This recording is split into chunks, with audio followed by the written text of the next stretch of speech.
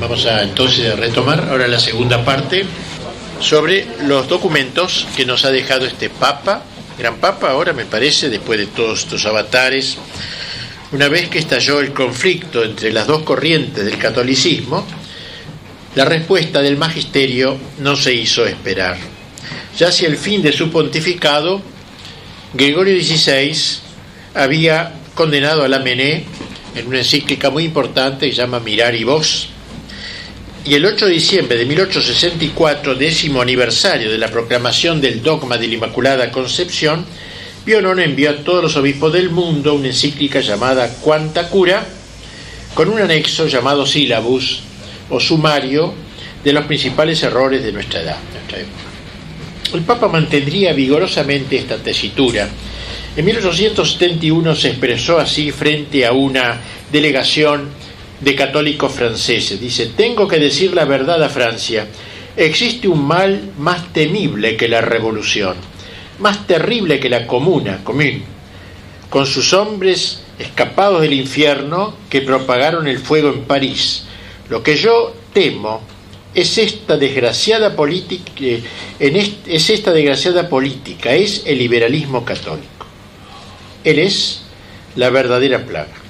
Que el Papa diga eso de esta forma, ¿no? 2 años más tarde, en carta al obispo Quimper, precisa: no señalamos a los enemigos de la Iglesia, estos son conocidos, sino a los que propagan y siembran la revolución, pretendiendo conciliar el catolicismo con la libertad. Y la libertad se entiende de la revolución.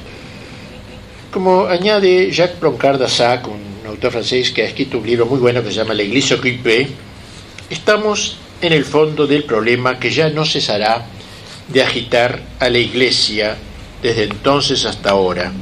Dice él: hay que pretender la restauración cristiana por la contrarreforma o aceptar la revolución y no reclamar para la Iglesia más que una precaria libertad en una sociedad fundada sobre la voluntad del hombre, con mayúscula, y no sobre la voluntad de Dios. Este sería el gran dilema de nuestra época. Entonces, el primer documento es la encíclica Quanta Cura. No se refiere a ningún cura concreto, sino cura en latín significa cuidado. ¿Cuánto cuidado hay que tomar? Bueno, Quanta Cura, promulgada el 8 de diciembre de 1864. En este documento se presenta la doctrina en tono prevalentemente positivo, a diferencia del Syllabus. En la encíclica el Papa, tras alabar el celo de sus predecesores, sobre todo Gregorio XVI, gran Papa, como dije, quienes, dice, nada han apetecido nunca tanto como el descubrir y condenar todas las herejías y todos los errores contrarios a la doctrina de la Iglesia, señala que, dice, la causa de la Iglesia Católica, la salvación de las almas divinamente confiadas a nuestra solicitud, el bien mismo de la sociedad humana, hace absolutamente necesario, dice el Papa, una nueva intervención contra las falsas y perversas opiniones. Porque, como acaba de decir, somos testigos de la horrible tempestad, dice, desatada por tantas doctrinas perversas. Me permite esta frase poner la colección en la nave y las tempestades, le llama tempestad, horrible tempestad, así como fue el protestantismo, la tempestad, los católicos, lo que hemos tratado a lo largo de los años anteriores. Ahí estamos, la tempestad del mundo moderno, de la modernidad. Ejerciendo particular influjo, dice el Papa, los monstruosos errores de la época, con gran daño para las almas y para la sociedad civil, para el Estado también. Exhorta de este modo a los obispos para que alcen su voz ante los ataques contra la doctrina, de modo que en comunión con la Santa Sede se esfuercen varonilmente en el cumplimiento de su ministerio episcopal con un nuevo celo pastoral, dice el Papa, nuevo, en proporción a la gravedad de los nuevos errores. O sea, frente a la novedad de los errores, la novedad, un nuevo celo, por así decir. Y fortificados con la ayuda del Señor, insistan para que los fieles se abstengan, dice el Papa, de las hierbas malas, entendiendo que las naciones cristianas descansan en los fundamentos de la fe y que serán verdaderamente libres en el reconocimiento de la soberanía de Dios, porque su auténtica felicidad brota de la doctrina y la práctica de la religión católica. Pío IX condena sobre todo 3 grandes errores de su época que están vigentes hoy, creo. El primero es el naturalismo, o si se quiere, la ausencia de Dios en la vida de la sociedad civil. Dicho error sostiene que los gobiernos, si anhelan el progreso de sus ciudadanos, se deben constituir y han de gobernar como si Dios no existiese, como si la religión no existiese. Ello conduce a un indiferentismo religioso, merced al cual no se diferencia la verdadera religión de las falsas. Al desterrar a Dios de la sociedad civil, se afirma una voluntad popular, dice el Papa, que se constituye en ley suprema independiente de todo derecho divino y humano, con lo cual lo legal se hace real. Por ejemplo, el divorcio, las drogas y todo eso se hace reales, y si se vota ya está aprobado, está aceptado. Es el triunfo de las mayorías, un hecho puramente numérico. La política es algo numérico, no algo sujeto, digamos, a un código natural, y menos sobrenatural. Ello llevaría a desterrar la religión de la misma familia, afirmando que ésta recibe toda su razón de ser del derecho puramente civil. O sea, todo pasa por lo civil. De esta falsa concepción del gobierno deriva la afirmación del derecho de cada cual a la libertad de conciencia, de culto, de opinión, libertad que Pío IX califica con San Agustín como libertad de perdición y con Gregorio XVI como delirio. Cada ciudadano reclama una total libertad que no puede ser limitada por ninguna autoridad civil o eclesiástica. Tras una alusión al naciente comunismo, como hemos visto extrañamente en palabras del Papa, y socialismo, el Papa apunta a un segundo error, y es el de los que defienden la dependencia y sumisión de la Iglesia al Estado. O sea, la Iglesia es una sociedad más dentro del Estado.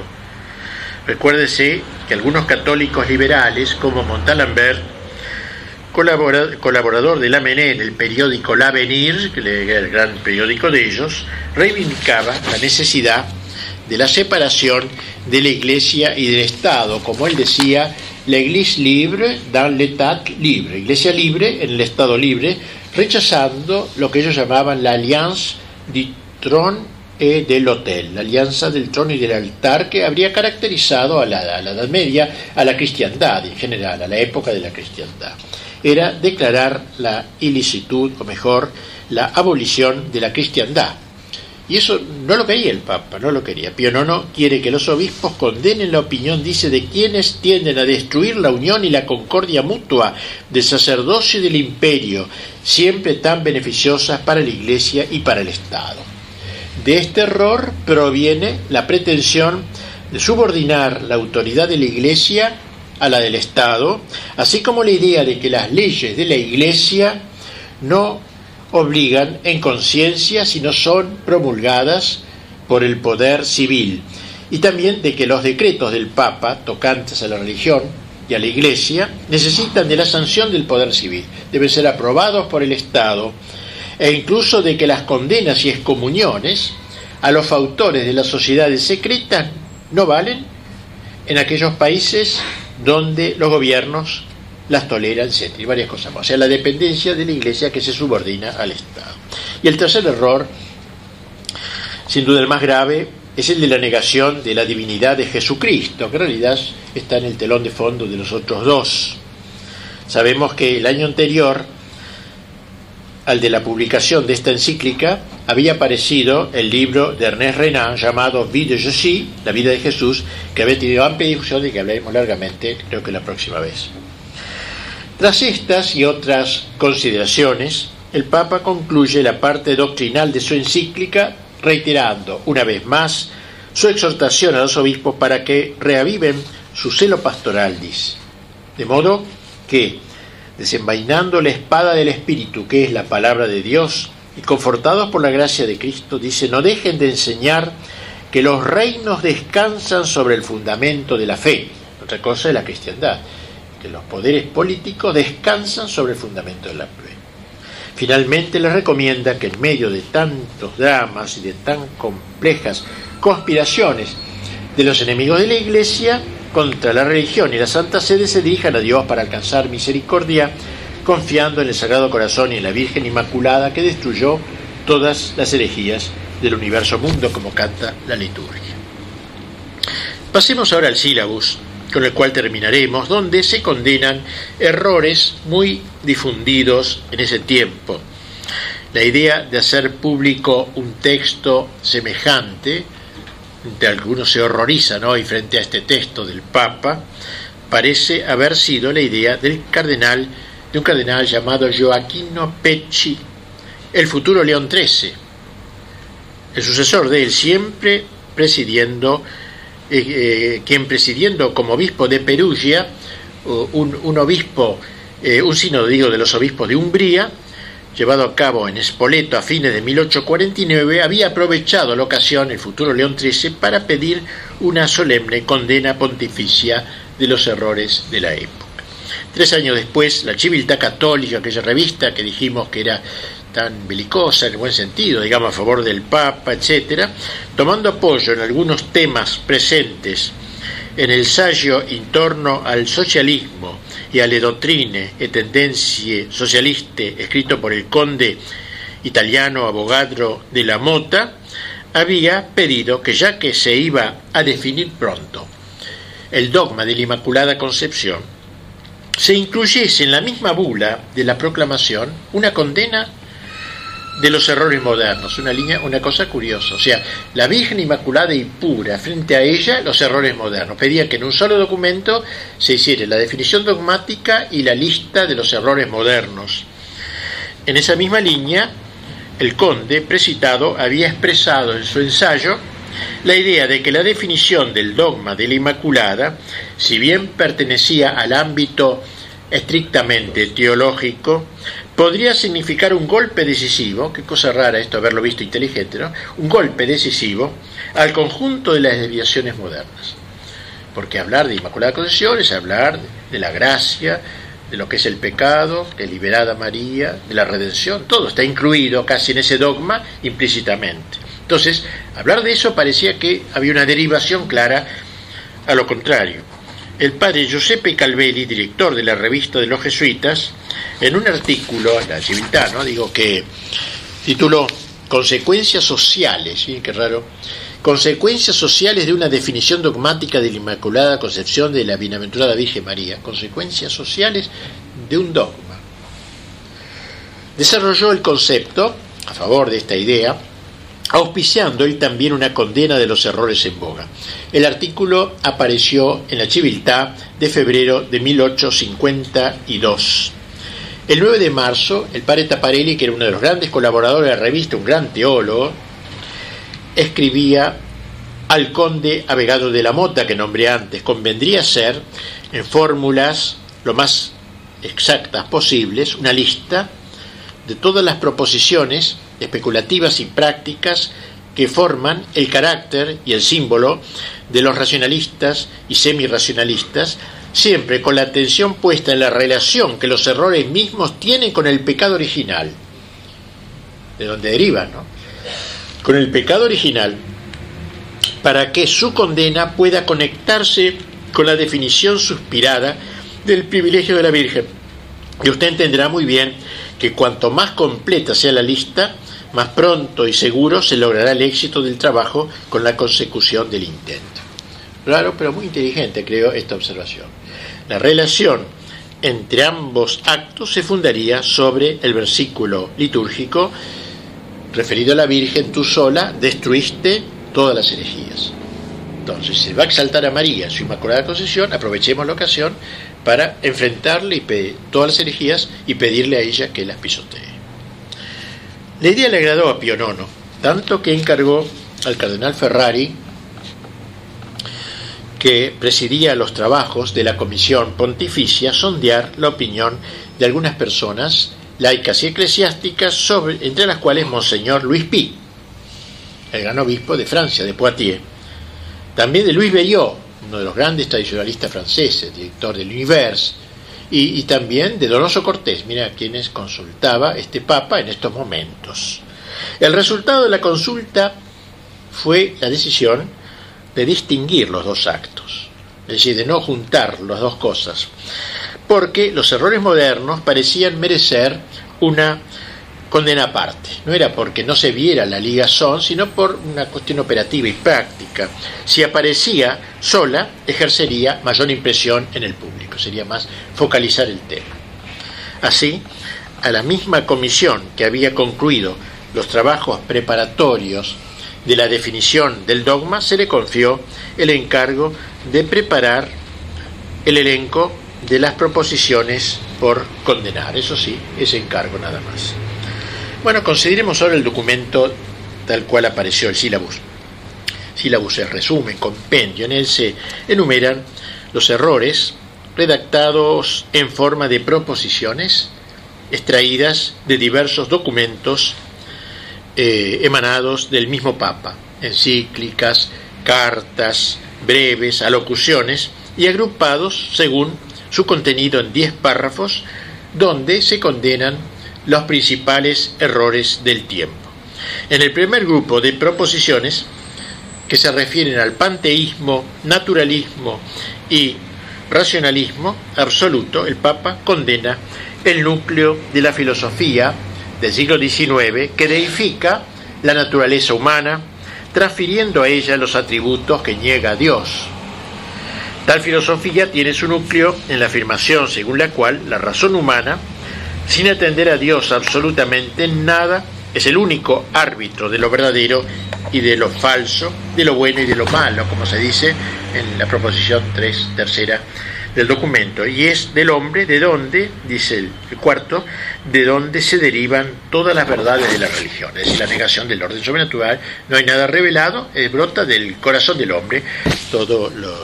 En el segundo grupo de proposiciones, que van como juntadas, se condena el racionalismo llamado moderado, que confunde razón y teología, orden natural y orden sobrenatural, abriendo puertas a los peores equívocos.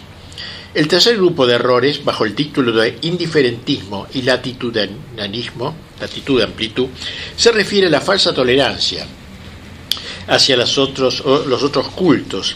De allí brota la idea de que, como dice una proposición, todo hombre es libre de abrazar y profesar la religión que juzgue verdadera por la luz de la razón. Y los hombres, sea cualquiera la religión que practiquen, pueden encontrar en ella el camino de su salvación y alcanzar la vida eterna. Si uno se salva en cualquier religión. Con estas palabras se condena el relativismo religioso que se opone a la doctrina católica según la cual no hay salvación fuera de la Iglesia. En el cuarto grupo no se formula ninguna proposición concreta, pero se recuerda varios documentos anteriores del mismo Papa donde se condena el movimiento del socialismo, del comunismo incipiente, de la masonería y del liberalismo católico. Vale la pena recordar que Pío IX fue el primer pontífice en condenar repetidamente el comunismo y el socialismo. Ya Marx había escrito su libro, lo hizo desde 1846 en la encíclica Qui Pluribus, así como en la encíclica Nocitis et Noviscum de 1849. Bien, diversas proposiciones se recogen bajo el capítulo quinto titulado Errores relativos a la Iglesia y a sus derechos, donde se ven los diversos intentos de negar o limitar indebidamente los poderes del magisterio y la jurisdicción de la Iglesia. El sexto párrafo reagrupa 21 errores relativos a la sociedad civil considerada sea en sí misma, sea en sus relaciones con la Iglesia. El error fundamental es el que se recuerda de la proposición 39, según la cual, siendo el Estado la fuente y manantial de todos los derechos, goza de un derecho ilimitado. En la proposición 55 se condena la concepción liberal de acuerdo a la cual la Iglesia debe estar separada del Estado y el Estado debe estar separado de la Iglesia. Los errores filosóficos brotan los morales y por eso el séptimo conjunto de proposiciones se dedica a los errores acerca de la moral natural y cristiana. De estos errores se derivan el naturalismo, el utilitarismo, y el lucro como forma de vida, la destrucción del verdadero concepto del derecho y de autoridad, el maquiavelismo en el obrar. Bien, el octavo párrafo reagrupa nuevas proposiciones que contienen errores sobre el matrimonio cristiano, saliendo al paso, y algunos de ellos el Papa reitera los principios fundamentales en materia matrimonial, particularmente su sacramentalidad, la indivisibilidad del matrimonio. El noveno grupo recoge 2 proposiciones relativas al principado civil del pontífice romano, y finalmente en el 10º y último grupo, llamado Errores que se refieren al liberalismo moderno, se condenan 4 tesis fundamentales del liberalismo. Las primeras 3 miran a la aconfesionalidad del Estado. El Estado debe ser aconfesional, nada que ver con la religión, la libertad de culto y de hacer públicas todas las opiniones, propagándose así la peste del indiferentismo. La última proposición que provocó tan enorme escándalo, y todavía hoy se la cita como acto salvaje de este Papa, y que decía con Gall, el Papa no entendió el mundo, no entendió lo que estaba pasando. La última proposición, que corona el documento, condena el error según el cual, miren el texto que duro es realmente, el romano pontífice puede y debe reconciliarse y transigir con el progreso, el liberalismo y la civilización moderna.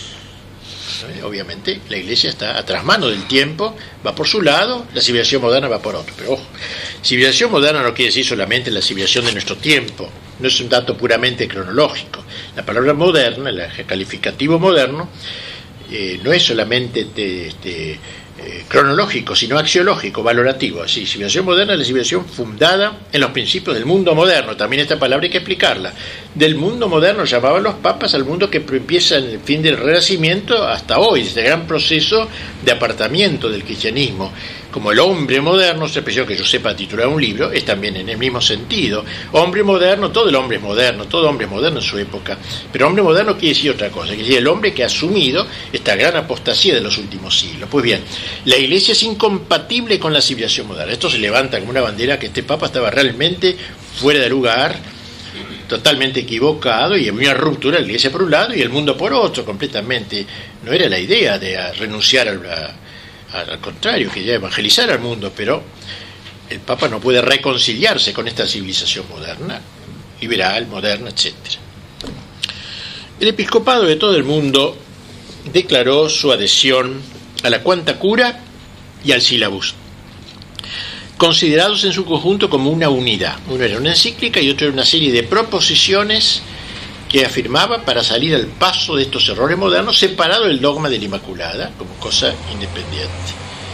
La prensa liberal, en cambio, reaccionó de la forma más airada posible, como es natural, en su conjunto como una unidad. La prensa liberal, entonces, contra este documento, lo calificó de reaccionario.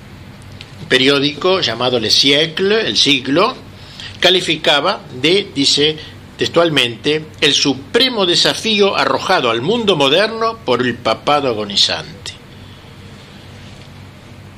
Contra el mundo moderno, entonces, este mundo moderno tiene entonces que brotó de la Revolución Francesa, más propiamente, la Revolución. O sea, el papado es incompatible con la revolución. Eso en el fondo quiere decir la revolución con mayúscula. Esta revolución que quiere poner al hombre en lugar de Dios, que pone lo que está arriba abajo, lo que decían los autores que hemos leído, y lo que está abajo arriba. Entonces es incompatible, natural. Pero era un escándalo decir eso, y sigue siéndolo.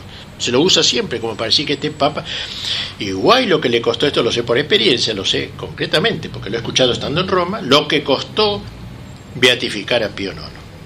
La guerra que hubo esta beatificación, cuando Juan Pablo II la quiso hacer, tuvo que mantenerlo casi oculto y sacarlo de golpe como para que no hubiera interferencias, porque todavía es visto como el tipo retrógrado, etcétera, ¿no es cierto? Bueno, así que entonces esta reacción contra el papado agonizante, o sea, una iglesia que va muriendo, ¿qué viene ahora a decir contra el mundo moderno floreciente? Que todo se siente orgulloso, ¿no? Poderoso a la vez. En Francia el gobierno se sintió precisado a formular una protesta oficial. Pues claro, había tocado todo el espíritu del gobierno de Francia, que dependía y venía de la Revolución Francesa. El espíritu era ese, ¿no? Una protesta oficial ante la Santa Sede. En Italia, la publicación de los 2 documentos fue prohibida, simplemente. El 8 de febrero de 1865 ya estaban risorgimentistas en el poder, por lo menos tenían poder, para poder prohibirla. Justamente la cosa que decía, recuerda que el Estado no tenía derecho a prohibir actos de la Iglesia. Bueno, esto es lo que hacen ellos ahí. El resultado de las polémicas que suscitaron ambos documentos, pero sobre todo el sílabus fue más violento para ellos, fue la de lograr una radicalización de los campos, eso sí. De un lado, la Iglesia consolidada en la verdad católica, en sus mejores hijos al menos, aunque otros no estuvieran muy de acuerdo, y del otro, las fuerzas más abiertamente revolucionarias, privadas en adelante del sustento de los católicos liberales, por lo menos en teoría.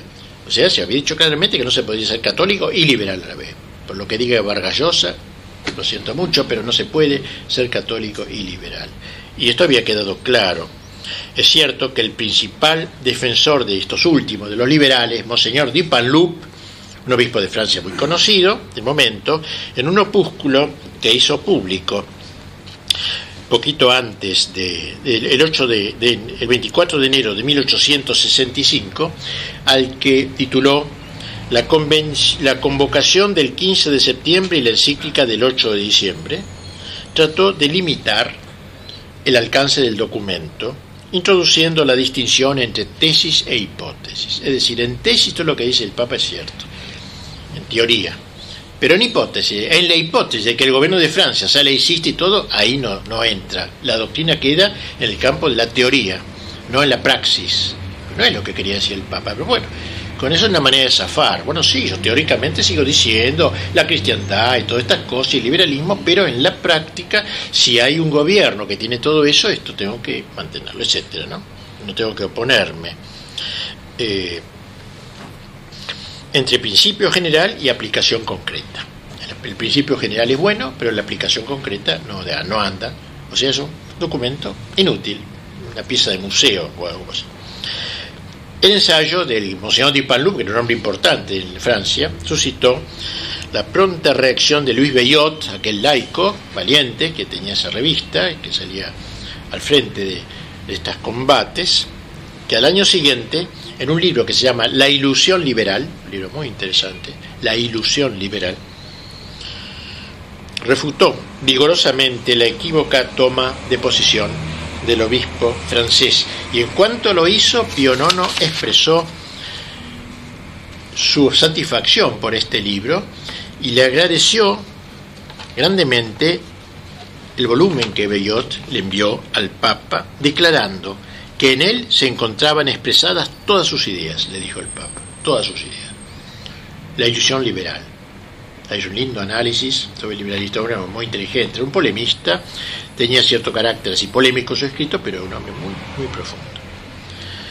De hecho, la encíclica Quanta Cura y el documento del sílabus habían asustado a los católicos liberales y le habían dado un golpe, digamos, decisivo. En realidad, por lo menos en teoría, parecía que no se podía seguir defendiendo las cosas que ellos habían sustentado. Quizás uno de los que mejor comprendieron la mente de Pío IX, e incluso se puede decir que contribuyó a iluminarlo previamente, fue el cardenal Luis Pi. Yo repito de tiro a él porque le tengo tanta devoción a este hombre. Para mí es el hombre, sinceramente, de los que conozco, claro, no conozco todos, que mejor ha captado los errores de la modernidad. Yo no conozco a nadie como él. Porque Donoso Cortés lo ha tratado muy bien, pero desde un punto de vista más político. Este desde un punto de vista más teológico, más elevado, sin descartar lo político, obviamente. Cuando muestra lo que es el naturalismo, lo que es el racionalismo, estoy seguro que se han basado en él. Obispo de Poitiers, gran obispo entonces, amigo personal, y uno de los que más apoyó al Papa, porque tenía enemigos en el dogma de la Inmaculada Concepción también, o sea, tuvo muy buena relación. Como le dije, Pío X lo querría mucho, ya le dije que en una ocasión, cuando era obispo todavía, cardenal Sarto, que le dijo a un secretario de Derecho: quiero aprender francés, que me recomiende. Hay un tal Monseñor Pi, se había muerto, que escribe muy bien. Empezó a leerlo, y tomó como lema de su pontificado Omni instaurar en Cristo, que era el lema de él, todo instaurar en Cristo, y las ideas de él. Su primera encíclica de Pío X es casi copiada, casi de una pastoral del canal Pi. Digo todo esto para ver que este hombre es muy importante, por eso es el libro mío que más quiero, porque lo quiero tanto al cardenal, parece que es el hombre que vio. Al revés de Congar, que no entendió nada del mundo, pues yo creo que este lo entendió perfectamente, y además se adelanta a su época. Por eso en el libro, al final del libro, pongo un epílogo, del libro del canal Pi, pongo un epílogo tomado del canal Villot, que lo he nombrado acá, Villot con B larga, el otro Villot es un desastre, Villot con B larga, que cuando se cumplieron los 100 años de la muerte del canal Pi, que ya era mal visto por los sectores liberales de la Iglesia, obviamente, escribió un artículo muy largo, no sé, en Civiltà Católica o en dónde, buenísimo, y yo lo publiqué como un apéndice al libro, en donde aplica las ideas del canal Pi, que no conoció el modernismo, al menos en su momento más importantes, pero se adelantó, en cierta manera, al condenar los errores de su época, racionalismo, naturalismo, todo eso, atisbó, eso lo explica el cardenal Villot, atisbó los errores del liberalismo, fue un vidente en eso, previdente, previo, por eso lo puse al final del libro como un colofón, son dos gigantes de la Iglesia Católica, a mi juicio, canal Pi y canal Villot. Bueno, entonces el canal Pi, digo, pocos como él supieron penetrar en la perversidad del llamado mundo moderno, en este sentido digo, reitero, axiológico y no temporal, no cronológico, o civilización moderna, cuya incompatibilidad con la doctrina de la Iglesia dejó bien señalada la posición que de manera determinante cierra el sílabus, es la última proposición con la que se clausura el sílabus. Pi captó a fondo la malicia de las grandes corrientes de la modernidad, así como en la naturaleza de la revolución moderna, la penetró profundamente. El naturalismo, como digo, el racionalismo, el liberalismo, especialmente el liberalismo católico, vio cómo el mal que provenía de afuera de la Iglesia ahora penetraba en el interior de la Iglesia. Esto es lo que vio el cardenal Pi, engañando a numerosos hijos suyos. Sabemos que dicho cardenal llegaría a constituir de hecho como un puente entre el beato Pío IX y San Pío X, por el motivo que antes conté. Lea, monseñor, le dijo su secretario, la obra del canal Pi, que escribe muy bien en francés y es muy inteligente, a usted le va a gustar mucho. Y no lo tiene, se ve que no sabía quién era, Sarto, y se abocó a leer los 9 volúmenes de cardenal. Son 9 tomos que nos ha dejado, magníficos realmente. Quedó fascinado y eso lo preparó para afrontar a continuación de aquella batalla empeñada por Pío IX, no ya la que provenía prevalentemente del mundo exterior de la Iglesia, el racionalismo y eso, sino que entonces también bulliría en sus propias entrañas, o como dice el Papa Pío X, en las venas de la Iglesia, en las venas mismas de la Iglesia. Porque el naturalismo extraeclesiástico iba a dar un paso más, infiltrándose lentamente en el interior de la Iglesia. Al fin y al cabo, ¿qué otra cosa sería el modernismo sino aquella crisis, pero adentrándose en el seno de la Iglesia? Bien, esto entonces tenemos ya los antecedentes de modernismo, y la próxima vez vamos a hablar, me parece, de los influjos del modernismo. Todavía la Revolución Francesa, sí, el protestantismo, el catolicismo liberal, las cosas que han influido, la filosofía de Kant, la Reforma protestante, varias cosas que han influido en el futuro modernismo, para luego abocarnos a los grandes personajes del modernismo, que es el modernismo, luego los grandes personajes, así Tyrrell, Tremont y Fogazzaro, esos tres, vamos a poner lo que dicen, y luego la respuesta de la Iglesia en los diversos documentos, varios documentos que sacó Papa Pío IX, particularmente la Pascendi, que es la cumbre, así como es como el sílabus aplicado a lo que pasa dentro de la Iglesia, una cosa así. Es como algunos han visto una continuación entre los dos. Por eso los que aborrecen el sílabus, católicos que aborrecen el sílabus, aborrecen la Pascendi, no quieren ni oír hablar. Bueno, eso es todo. Muchas gracias.